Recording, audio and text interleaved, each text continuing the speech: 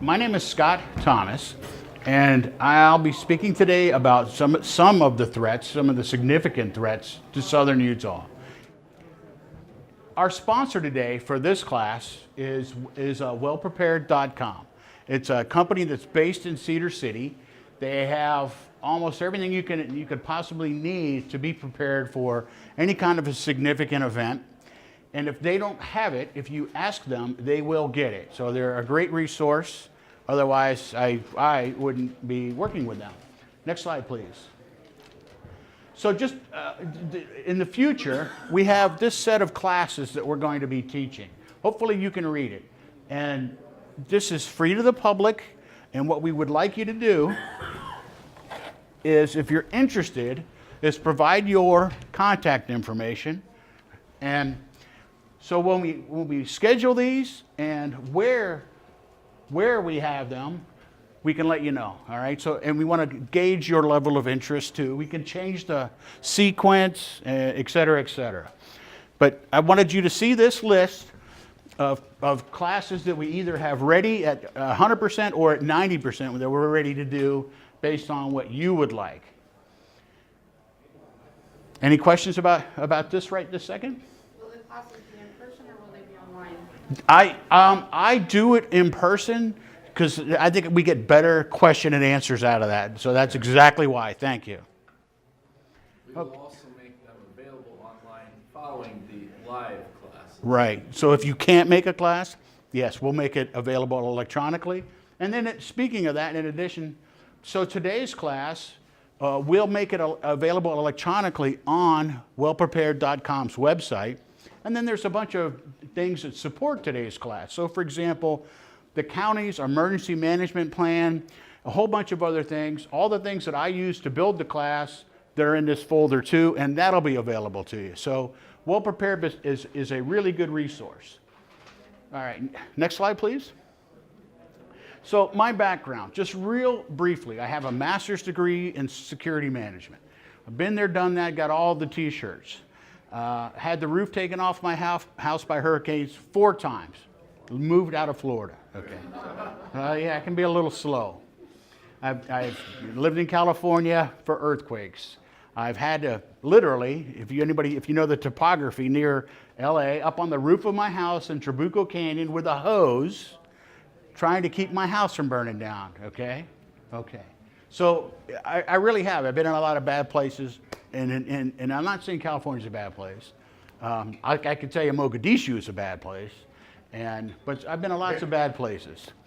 And so in addition to having that background, the security management and the experience, I was also I was a weapons expert in the Marine Corps. And then after, Semper Fi. And then after the Marines, I wanted a commission in the Marine Corps, but all they had was the infantry, and that's too much like work. So I went back to school, I got a degree, and I went in the Army. I was an armor officer. And I did a bunch of really cool things, to include leading the ground assault into Iraq the first time. But the intelligence branch, they reached in and they said, you work for us now. So I went to intelligence and then counterintelligence school. And I was a counter-terrorist guy for a number of years doing bad things to bad people. Next slide. And in my free time, I give these classes. I still work with the federal government. There's a thing called InfraGuard, which is sponsored by the FBI. It's a wonderful program. It's any citizen can join. You can sign up and get alerts on. Sign up and you can be aware of all kinds of different threats. Right now, one of the biggest things that they're talking about is cyber. So I also taught cyber warfare at the Center for Homeland Security a number of years ago too. So you get an idea that this is my background. And if you don't know what CERT is, I would challenge you to find out. Okay, in my opinion, every American citizen should be CERT trained. It's a FEMA-sponsored program. It stands for Community Emergency Response Team. And this is where you're going to learn how to do things like if the lid comes off, okay, you're at home, how do you turn off your utilities? You know, how many propane explosions have we seen in the last couple of months, right? Or if you need to turn off your water or whatever. They also teach some first aid. They teach you how to put out a fire. There's a whole lot of things. And again, it's FEMA sponsored and it's free. And every county has got, offers these classes. So just, again, please take those classes. Next slide.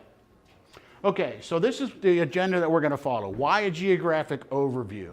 Well, okay, I kind of limited in my thinking because I'm an intelligence officer, right? I want to start with that big picture and then narrow it down. So that's why we do that overview. And then the risks. We're going to talk about the top 12 risks to southern Utah, and we'll get specific about what some of those are. And Mark, our sponsor for today, he said, "Okay, Scott, so you're going to tell us about the risks. What can we do to reduce or mitigate those risks?" Well, the answer to that is that's about 4 classes, okay? And we don't have time to go into all those today. So today I'm setting the hook, so to speak, okay? I want to get your interest. We're going to talk about the bad things that can happen and that do happen here. And then we also offer classes in how to reduce those threats. Like, for example, our next class that we have scheduled right now is called home hardening.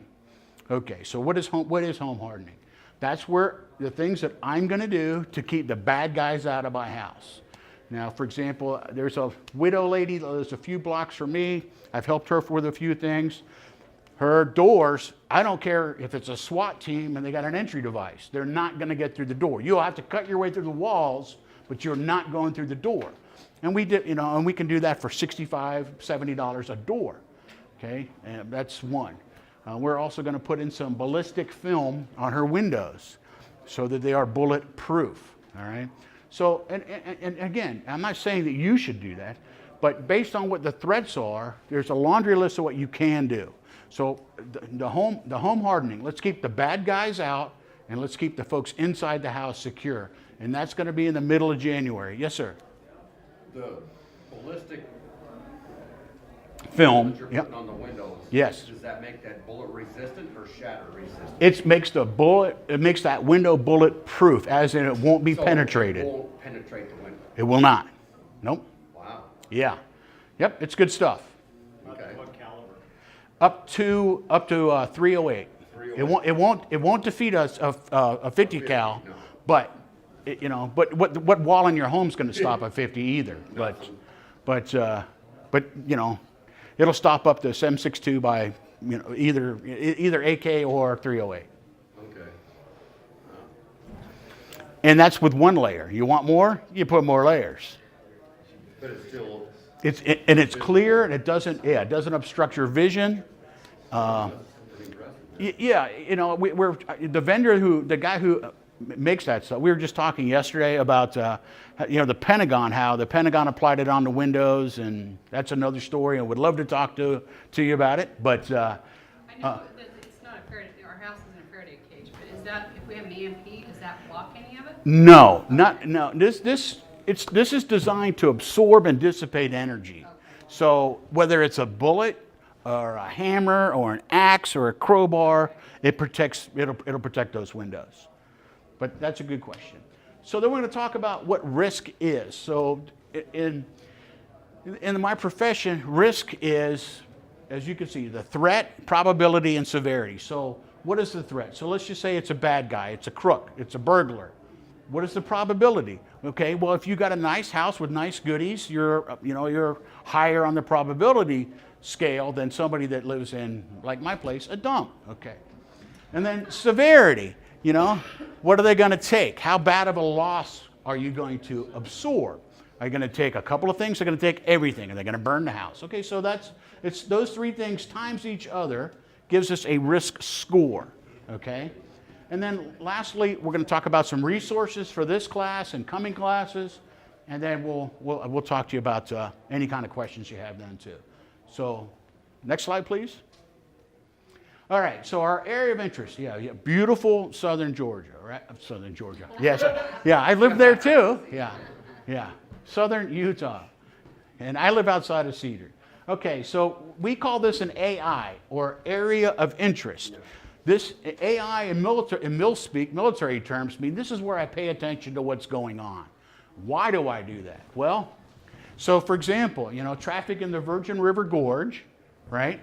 When things happen down there, I just want to be aware of it because I go down, I take my kid, sometimes we fly in and out of Salt Lake, out of Las Vegas.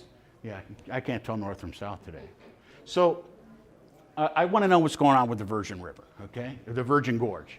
And then I also want to know what's going on with HAZMAT spills. That's hazardous materials. And we'll talk a little bit about that in more detail because that is probably one, from my point of view, it's our most significant threat because of I-15. Right.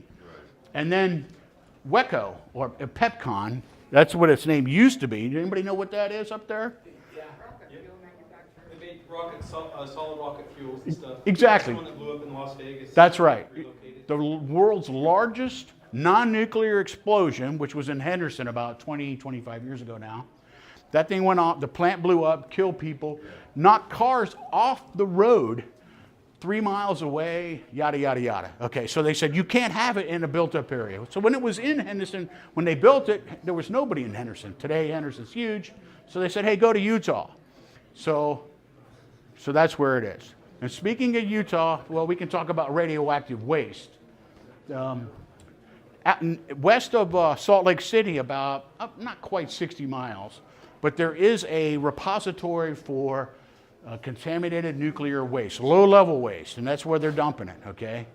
Just to make you aware. Why? Because we're not a very populous state, and anyway. So those are some things to consider. And I always am concerned about the traffic. So next slide, please. And Mark, please keep me on track time-wise too, okay? So this is one of those things that to me is really key. Okay, anybody know how much of the county is private land here? Yeah, about 8 to 10%, depending on how they define it. But most of the county is fed and state, and by far and away federal land. Okay, the feds tell us what to do with our land. I just love that. So, and that's this. I'm always interested in land use because that means I know who's responsible for that property, who's going to respond to X, Y, and Z. Next slide. And I like to see different views of the same kind of topography. Next slide, please. And one more. So we're all familiar with the county, okay? And the I-15 corridor is really significant for a couple of reasons. One is the number of vehicles, people that go up and down I-15. It's really essential to Utah economy, okay? And there's a huge amount of material goods that are transported on I-15. And then the third part of that is there's a lot of hazardous materials that go up and down that road. Now, I used to make my kids, there's the Department of Transportation has a free guide. You can you can order it or you can download it. But on trips to keep my kids busy, my parents would make me count telephone poles, okay? But my kids, I have them read the HAZMAT signs off the trucks that we go by or go by us, and I have them tell me what's in that container and what it can do. So, next slide. All right, so we're going to talk about risks specific to us, and then again we'll talk about some resources, some things that you can look at, and again this is going to vary a little bit too. So depending on your zip code, all right. Now there's some resources we'll talk about. You put your zip code in there, and it'll tell you about crime. It'll tell you all kinds of different threats. Next. All right. So overview of the county: about 156,000 residents, about 80,000 in town. We were voted or nominated as one of the safest places to live in 2006. My question is what about 8, 9, 10? What happened? What happened to us since then? So we're about 3,000 feet above sea level. So you can see what some of these things are. Our topography, our geography is really interesting, as we all know. Just look out a window, right? And then Interstate 15, as I said, to me, it's probably the most significant threat. We've had 3 declared disasters here. Three presidential disasters here in St. George in the last 20 years. And that is more than anywhere else in the state. And most of that's because of flooding. Just today, for example, I was talking to my much better half about the Santa Clara River, because where our apartment is, I want her to know where it is. And so in the event of flooding, even though the city and the state have done some really great things in reducing the risk and controlling that, but still, it's an awareness. Next. Okay, so this slide is the big takeaway today, all right? This is the goodies. All right, so this is on the left-hand column, those are the risks, okay? A risk of flooding. So what is it? Well, typically, when we talk about us and flooding, it's not the Mississippi River, all right, and snow melt. I mean, it's not seasonal flooding. What we're talking about is flash flooding, you know, from rain or et cetera, et cetera. So it's a short duration is the point. So these are, again, the big takeaways. And the ones that I have read are because they're more significant. Now, this is not my opinion, okay? I did not invent this. The county, every jurisdiction in the United States has got to, for several years now, almost 20 years, is required by federal law to develop an emergency or disaster management or response plan. They call them different things, but the intent is exactly the same. Federal government requires it. FEMA helps. In fact, FEMA offers incident command courses online. They have an academy outside of D.C., in Rockville and Gaithersburg, Maryland, that are really, really good programs. The National Fire Academy is up there too. But so FEMA's got some really good tools, and I know nobody likes FEMA, but avail yourself of them anyway. Your taxpayer dollars have paid for them. So flooding, and then earthquake. So we had almost a 5 in 1992, okay? There are 2 fault lines that run just past town, right? That are on the east side of town. And how significant are they? We'll talk about those in detail, okay? So this is kind of our summary. And then transportation. There's accidents out there, you know, on I-15 every day. It's just a matter of what was involved and how many cars. Next, please. And I didn't mention that it's on there, though, is the cyber threat, because we can talk about that forever.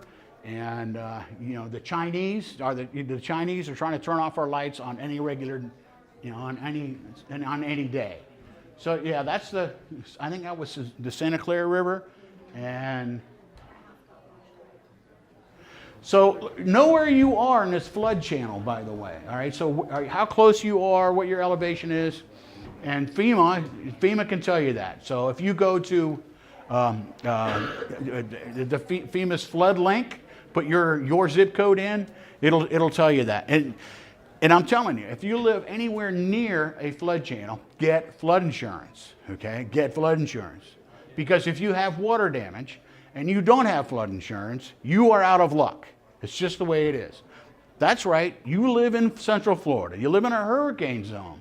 And if you don't have insurance for a flood, even though it's a hurricane that causes the flooding, you're out of luck, okay? You've got to have flood insurance. Okay, next, please. Fire and wildfire. One of the things it's an advantage that we have here in town is there's just not a lot of fuel, okay? And if you look at the slopes where we've had the fires up in the canyons and up near Central and over by Cedar, those slopes where it's hard to fight the fire, but that's where there's more fuel. So wildland fire here in town isn't that much of a concern. Can we have urban fires? Could a house start on fire and then go to the next house and then go to the next house? Well, part of the home hardening class, we'll teach you how to assess your home, and then there's some products too. There's a product that you can put on your home. 1 coat's good, 2 coats is better, and it's clear, and your home now is fireproof to 3,000 degrees for an hour, okay? And this stuff it's not that expensive. It's $500 to do a home, and you only need to do it once every 7-10 years, depending on moisture and. What's it called? We'll do that in the hardening class.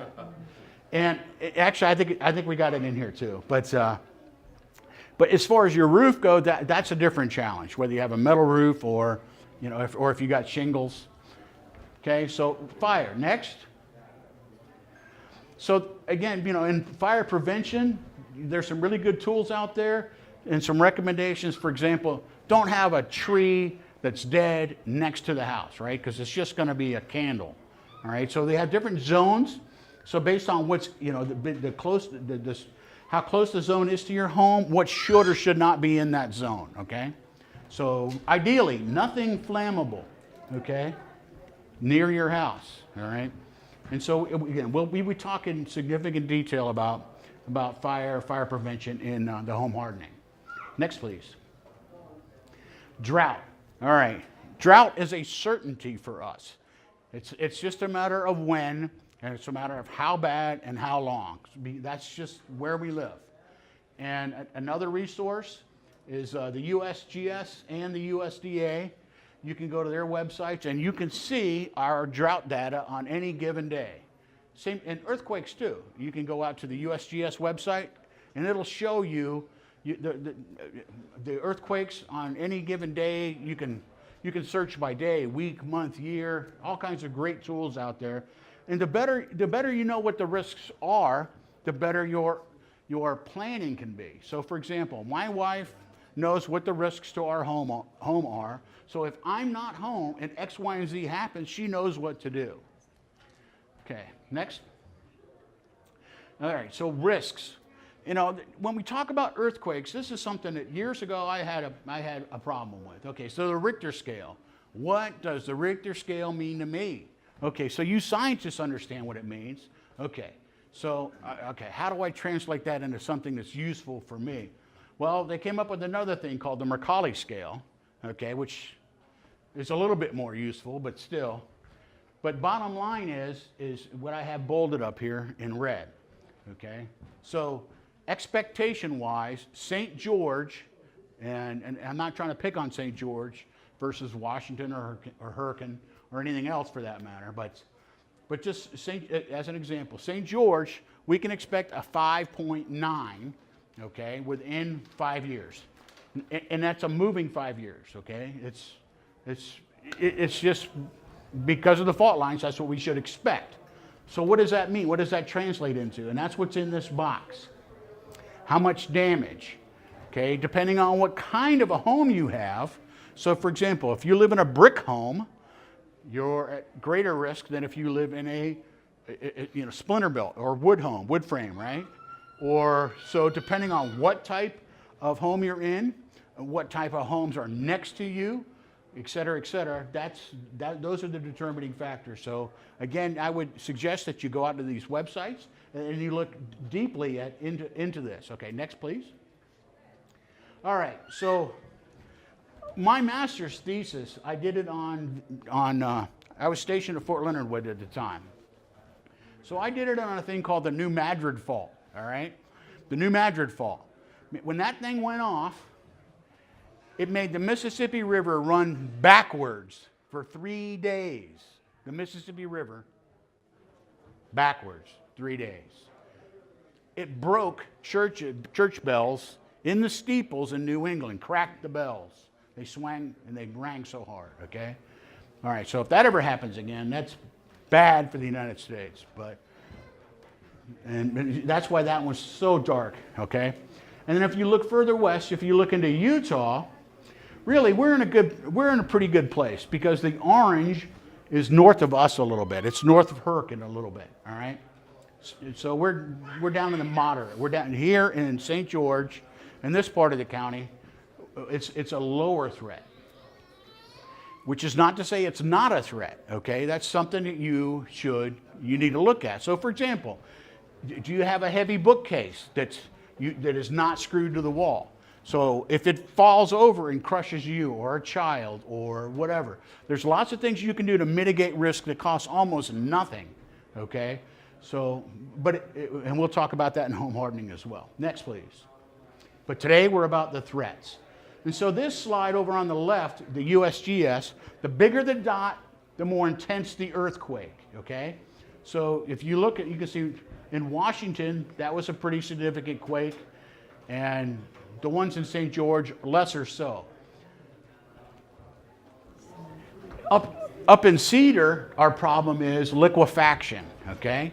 Because in Cedar City, most of the city itself is built on the soil that's come off those hills, okay? So if the ground shakes enough, those structures potentially can sink into that ground. Yes, sir? A lot of the buildings up there, especially on the south side, they have to over-excavate 20 feet and then put backfill material back in to make a good foundation. That's how bad that is up there. And that's great. You know, and I'm glad that those codes, you know, that are requiring that, and those homes are going to be more secure. But the older homes, they're at risk. What was your comment? No, I just was saying about the blue clay. We had a house out in Santa Clara, and you could literally go into the master bedroom and see the house sagging down the hill. It pulled away from the foundation like 4 inches in a year. So you can see how it's a significant risk, a significant factor, and you need, you know, maybe decide what you want to do, like maybe even move, or, you know, because if you're messing around with the foundation, you're going to get into spending a lot of money in correcting that, okay? And dam breaks and landslides, yes, we'll talk about a dam break in a few minutes. And landslides, not necessarily here in St. George in the city, but Cedar needs to be concerned with those as well. So what can we do to prepare for these things? Again, you know, you should have a disaster kit. Or, you know, one of the things that I recommend is a thing that's called an all hazards kit. So it doesn't really matter what happens. You know, that 72-hour kit, you know, it's ready to go. It's in the car. And we're out of there, okay? Talked a little bit about, you know, those structures, yes, you know, that have limitations, especially the brick. And there are some brick structures in downtown St. George, right? That if there's an earthquake, that you don't want to be anywhere near those masonry buildings because they can collapse on you. Okay, and then something else too is, do you know how to turn off your own electricity, gas, water, if you need to? So let's just say there's an earthquake and you smell gas. You know, I'm going to go turn my gas off out at the street.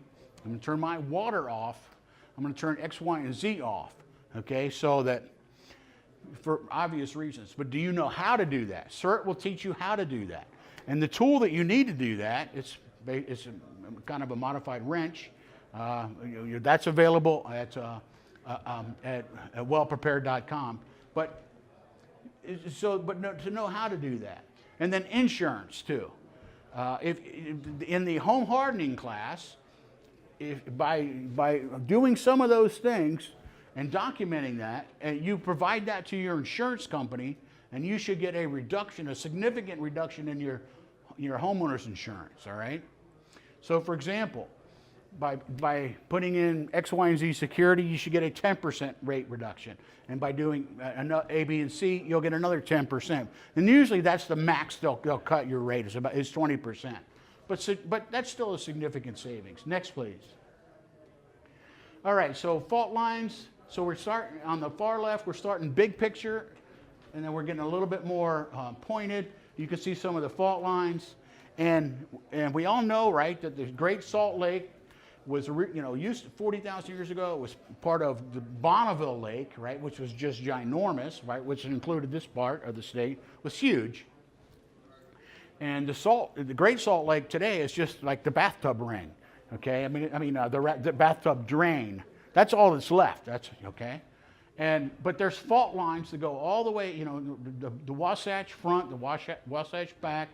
You don't want to be in Salt Lake for an earthquake, okay? Where the benches are, you don't want to be there. I used to live in Bountiful, okay? You don't want to be there in an earthquake because Bountiful is going to be down in the lake, okay? And then this is specific for us, all right? So here's the hurricane fault. And again, it's a little bit north and east of where we are right now. Next, please. Oh, wait, sorry, go back. Down at the bottom, okay, so Pete Kuhlman, 1 second. Pete Coleman is the County Director of Emergency Services, okay? Great resource. They're right off of Bluff. And, you know, if you need something, go in there. They also can sponsor CERT classes. So this is one of the things that Pete said. And this is true, I don't care where you go in the United States. But basically what he's saying is, in the event of a disaster, do you think that the federal government is standing by with bated breath, can't wait to go in and rescue you? Ha, ha. Okay. The government is good at taking care of the government, okay? You know, the government has spent billions of dollars over the years building secret facilities outside D.C., so if continuity of government is what it's called. So if something happens, they can evacuate Congress and their staff and their families into these facilities, okay? All right. Now, what do you have? Okay. So don't expect anybody to come in and save you, all right? Your survival, your well-being is your responsibility, okay? And he's saying the same thing. Next, please. And I'm sure all you guys get that, or you wouldn't be here today, by the way. So epidemic and pandemic, all right? It is the #1 threat to Clark County in Las Vegas. And it's not my opinion. This is what the federal government says, the state of Nevada and Clark County say, all right? Because of all the international travelers that go to from Vegas, all right? The number of people that get off a plane and cough and then, you know, crank that slot, okay? So that's their #1 concern. So yes, there are diseases. So for example, if there's an epidemic or some kind of outbreak, what are you going to do? Are you going to stay home? Are you going to stay home? I mean, I'm staying home. I'm staying home because where my home is it's pretty remote and pretty quiet. So I'm staying there, and that way there's nobody that's going to communicate that disease to my family. And I don't have to go to the grocery store to go get things where I'm going to get sick, okay? So that's the other part of it, is I could stay home. But in order to stay home, you've got to be prepared. So next, please. So this is, in '88, when the dike blew out at Quail Creek Reservoir, and there was some flooding. And can it happen again? It can, but that particular dam was reinforced, okay, improved. And you did have a question too. I'm sorry. I did. I wanted to add a lot. I lived here at the time. I've been here for 40 years. And the main face of that, the reason that failed is because of the way it was built. But there's another side, a dike, that's on the south side, and there would be a possibility of that for the same reason if they were being undermined. I don't really worry about that so much anymore because the pressure's where they dug the slit trench. On your information before about fault lines here, there's 3 of them actually. There's the Anderson Junction Fault, the Hurricane Fault, and the Washington Fault. The USGS did a scenario, has done that for probably the last 15 years at a few different frequencies of magnitude. One being a 6.9, the Anderson Junction Fault would be the worst one, and what damage would be. It's a scenario, but there's science behind it. They had the University of Utah do it. You can get it off their website. They made it harder to find it now, but they will tell you casualties, property damage, transportation that would be stopped, certain number of overpasses that would probably fail. Hospital, the old hospital is not up to standards like the new one is. There's all sorts of information. It is a scenario, but there is science behind it. So it's interesting to look at that, and it wakes you up as to what we have here. Well, no, that's all great. All right, so hopefully everybody heard what you said. What's your name, by the way? R.J. Davis. RJ. All right, RJ, thank you. All right, so let's just say, for example, that there's a quake that affects I-15, or that there's a rock slide that closes I-15 in the Virgin River Gorge, because we all know how much fun, going through there while the bridge construction is going on, right? All right, so let's just say that that's the case. Most of the food that we consume is trucked in here, okay? And we're relying on that. Las Vegas they really don't produce anything. There's a hog farm on the north side of town.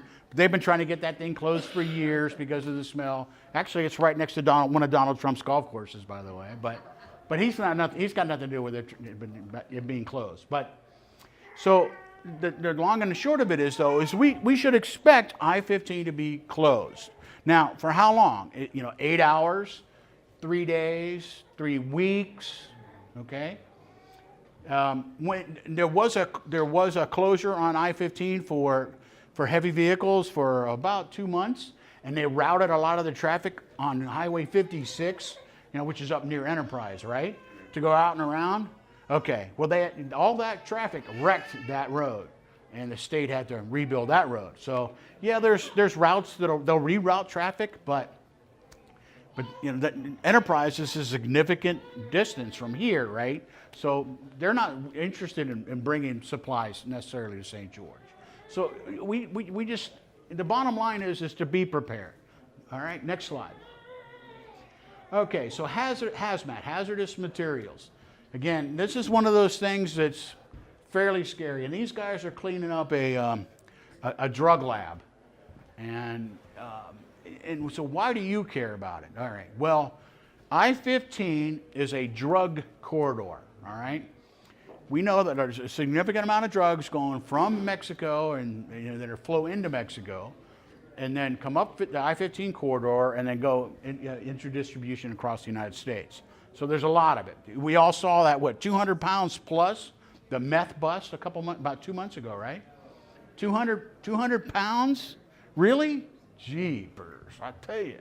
Okay, so along with that, drugs comes the traffickers and the criminals and yada yada. And we have a lot of retail theft here and in Cedar City. And what it is it's people that are addicts.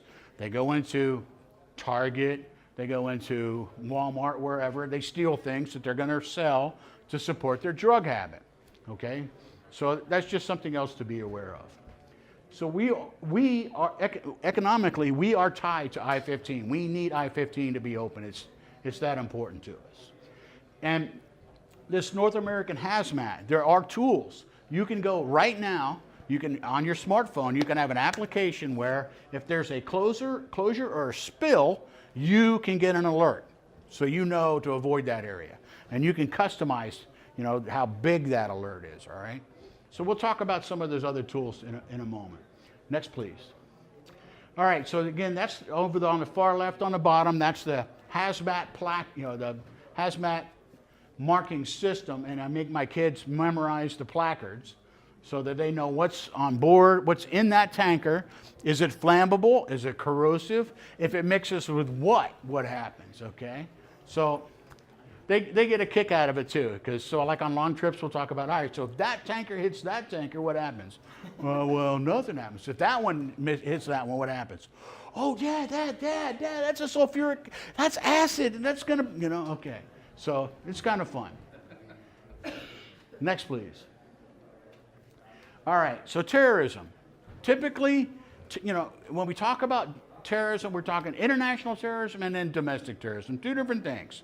International terrorism. There really aren't any significant targets here.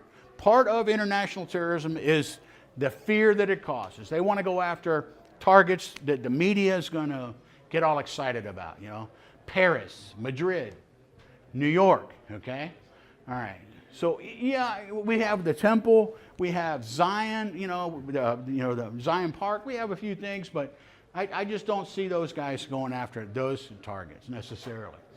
Domestic terrorism, it's we don't have those radical militias here either. Okay, like there's and this is not to pick on any organization, but in southern Missouri, there's a branch of the Missouri militia that are, coincidentally, they're also all members of the KKK, and they've all made threats to blow up the state capitol and that kind of thing. But we don't really have that here.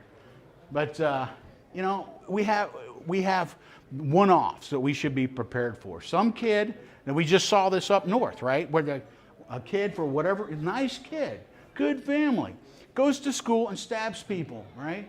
And why? We still don't know. Does anybody know why? I haven't seen anybody say why yet. But so that's okay. And so Do your children know what to do? I'm not saying did the school teach them what to do, but have you taught your kids what to do in an event like that? So if you still have kids in school or grandkids, and if you, do you know what the rally point for that school is? If they lock the school down and then release the kids, where do you go to get your kid? You guys know that? Okay. So every school, whether it's a elementary school, middle school, high school, or college, has got to have those plans in place. So if you have a student in the family, you should be aware of these things. Next, please. All right, so severe weather. How many tornadoes have we had here in town? One. Go I ahead. don't really have tornadoes, but I can remember about 5 big windstorms for 40 years being here. It did a lot of damage to signage.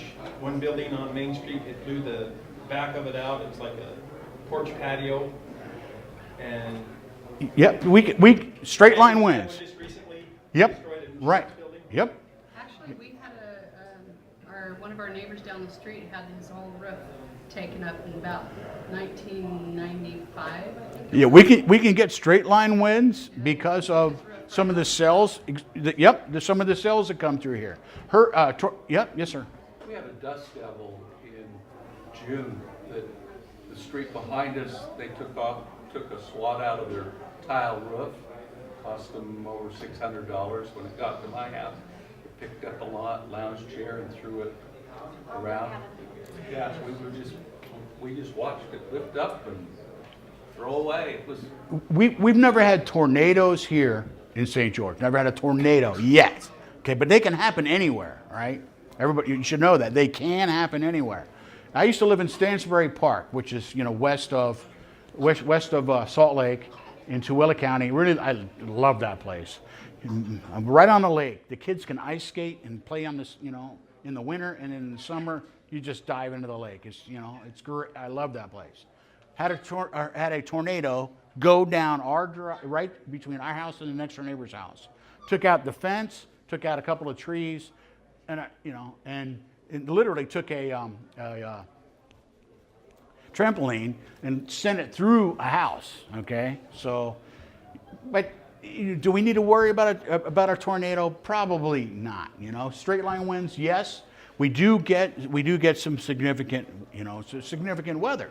Just like about 6 weeks ago, I was at my optometrist and came outside, and it was coming down, and it hailed, and we had to just wait a few minutes to go out in it. There was some local flooding, and we all know, right, to be prepared for those kind of events, right?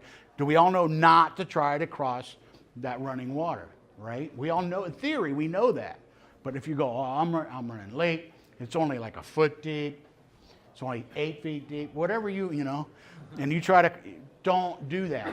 Next slide. Okay, so what are some secondary risks? And crime is always one of those that I like to talk about. So it's not my opinion. There's a thing called the UCR, the Uniform Crime Report. All entities in the United States, all legal jurisdictions, take all their data, roll it up, and send it to the FBI. And it takes them 2 years to massage it, okay, and get it where they want it. Then they publish it, okay? All right. So that's why that's the UCR. It's always 2 years behind. But overall, violent crime in this country is down. But if you're the recipient of violent crime, if you're the victim, it's irrelevant. All right, so this is just some of the. Why was there such a peak in crime rate there? Do you know? From 90, it was like 90 to 94? Yes. And one of the reasons is the way they changed the reporting, okay? So the way they calculate it, all right? Now, see, something else has changed, and I'm glad they made this change, by the way, is the way the federal government and federal statute defines rape, okay? Used to be, it had to be forcible, and it had to be resisted, and yada, yada, yada. But today's definition of rape, that's not the case, okay? A woman, or victim, typically it's a woman, any resistance, whether it's verbal, yada, yada, yada, if there's any signal that she says no or stop, that makes it rape, okay? All right. So you don't have to fight somebody off for it to be rape. So they have changed some of the definitions, and a lot of that was to massage the results. Next. But that's a great. Oh, I'm sorry. Back one more. One last thing. Down at the bottom, the clearance rate. That is the most important out of all the statistics. That's the one you care about. And the reason is so, for example, if there's a homicide, what's the clearance rate? As in, okay, you investigate, you prosecute, you put somebody in jail. Now, it doesn't say how long they go to jail. It's just the clearance rate means that the case is closed and somebody got prosecuted. So the higher the clearance rate for a particular crime, the better. The lower the clearance rate, I need to move. Next slide. And frequently it's related to local jurisdiction resources. All right, so this is from the Uniform Crime Report down at the bottom, and actually, we're in pretty good shape here. If you look at the total number of murders, arson's pretty low. Overall, most of the the really violent crime, that's why we live here. Okay. I do this I did do this for a living. I can live anywhere in the world I want. With my family, we moved to this area because of how safe it is. That's the most significant reason. Plus, there's a lot of good folks here. But the most importantly is how safe it is. Next, please. Okay. Now, Neighborhood Scout, crime reports, My Local Crime. There's lots of those that you can go online, put your address in, and you're going to get all kinds of information. And I would strongly urge you to do that, okay? Back when I would teach bachelor students that are interested in going into law enforcement, and I would kid them that on one of my exams, if you don't know what to put male teenager, okay? Because 80% of crime is committed by male teenagers, okay? Doesn't matter what crime it is, whether it's theft, burglary, rape, whatever. Young males, typically, they're responsible for most of it. And the reason I say that is if you live in Las Vegas, it's 3 o'clock in the afternoon, and there's 26 kids, boys, going by your house, looking through the windows, see what you got inside. You got the garage door open, they're looking inside to see what goodies you have, okay? So those kinds of things, just to be aware of. But so My Local Crime, crime reports, and Neighborhood Scout, and there's similar resources. But please go online and avail yourself of those, and learn about what are the threats to specifically your neighborhood, because you can really do a lot of things to reduce those risks. Next slide, please. All right, so these are some of the local most wanted. Look around. Anybody see anybody that they know? Anybody know these folks? So this is the county most wanted list. And again, this is the clearance rate, and this is what concerns me. Okay, auto theft. Only 6% of the cases here in the county are solved. Anybody want to guess why that is? Okay, because the car's stolen here, they go to LA, they go in a shipping container, and they go to Central and South America. All right, and that's why, okay, robbery, rape. And there's two different kinds of robbery. A robbery, whether it's an occupied or unoccupied dwelling. And then homicides, 51%. I'm thinking, really? That's pretty pathetic. And then assault, 52%. Wait a minute now. Assault, okay. So you attack me, I know who you are, I tell the cops, and only half the time we're closing those cases? What's the deal? I don't know. Maybe somebody else has a better answer. And I do have a friend of mine, whose name is Chester Bateman. And let me tell you, Chester took a lot of grief for that name, man. Chester the molester, and that kind of, but next slide, please. Any of your neighbors on there, by the way? Okay. So nuclear threats, what do we need to worry about? We're really not, there's no silos close by. There's yada, yada, yada. There's a couple of nuclear facilities just north of San Diego, and who knows what's ultimately going to happen to them. We all know that if you've lived here for a number of years, are you enrolled in the downwinder study? Anybody, who in here is enrolled in the downwinder? Come on. Nobody? Really? Seriously. If you've lived here since the 50s, right? 5060, since the above ground nuclear testing, you can enroll in that, and they will study you on an annual basis, okay? Because they want to know, what the downwind downwind effects are, okay? John Wayne, the movie The Conqueror that was filmed out in Snow Canyon, right? Like something like 80% of that cast is dead from cancer, okay? All right, next slide. All right, so again, nuclear, is it a threat? Potentially, yes, but it's probably pretty low on the spectrum for us here. Next slide. All right, preparedness. All right, what are the rules of preparedness? 1, okay, is somebody going to ride in on a white horse to save me? I can tell you that is not going to happen, okay? So when we, just in the last class, when we were talking about, hurricanes, all right, so I've had to bathe in my swimming pool, for 3 weeks until the lights and the power, was back on. So did FEMA come and help me? No. Okay. So don't count on anybody saving you but yourself is the bottom line. Your welfare is your responsibility. And then help those that can be helped, like your next door neighbor. Okay? Help them as well. And if you have to defend yourself and the innocent. So, and this is not a one-shot deal, by the way. Preparedness, you don't do it once. You buy one thing and you're ready for everything. It's just, it's one of those things that you want to continuously improve. Next, please. All right, reducing risk. Again, that's the whole point. We want to, in order to reduce the risk, to be safe, we need to know what the risks are and plan accordingly. And Citizen Alert, hopefully everybody's got that app. It's free. You got it on your phone based on your zip code. So if there's an Amber Alert or if there's a HAZMAT spill or whatever that you can get notified. You like that little graphic down there, the cows? Yeah. Yeah. That's right, New Zealand, from the quake last week. Yeah.